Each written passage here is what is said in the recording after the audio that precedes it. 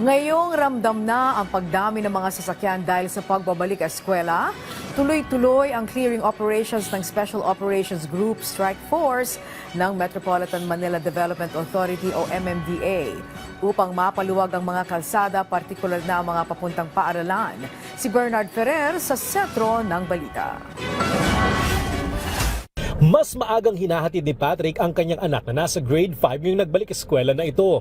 Ayon kay Patrick, naglalaan sila ng dagdag na 15 hanggang 20 minuto sa kanilang regular na oras ng pag-alis upang makaiwas kahit papaano sa mabigat na trapiko sa Tayuman, Manila. Sa ganitong paraan, naiwasan ding mahuli sa klase ang kanyang anak. Para po sa biyahe po kasi, para po hindi kayo nagmamadali, para po at least pag nakarating po na maaga yung bata, makakapagpahinga pa po at makakapag-aaral na maayos.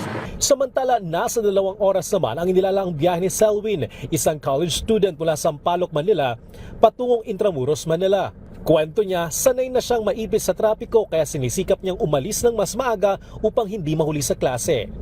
It always boils down to time management and syempre, since marami na tayong kasabay, especially sa college student na hindi naman align lagi yung schedule ko. Kunyari, alas ako na maaga, kailangan mas maaga pa doon. Ramdam ang pagdami ng mga sakyan yung nagbalik eskwela, partikular sa mga pangunahing lansangan tulad ng Rizal Avenue sa Maynila at Commonwealth Avenue sa Quezon City.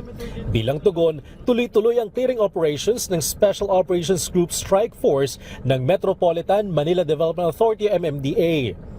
Layunin nitong mapaluwag ang mga kalsadang dinaraanan ng mga motorista, lalo na ngayong sabay-sabay ang pagbalik ng mga estudyante sa paaralan.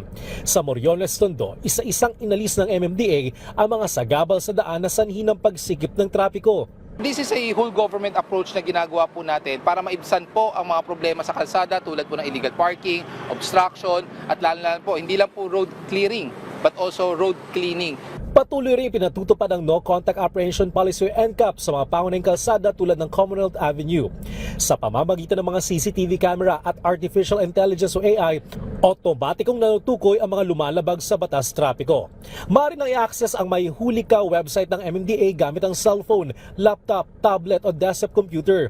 Ilagay lamang ang plate number o conduction number ng sasakyan, pati na rin ang MV file number. Kapag naklik ang check, lalabas kung may naitalang paglabag sa ilalim ng NCAP. Nakadetalye rin dito ang proseso ng pagbabayad ng multa o kung paano mapila kung kinakailangan. Bernard Ferrer para sa Pambansang TV sa Bagong Pilipinas.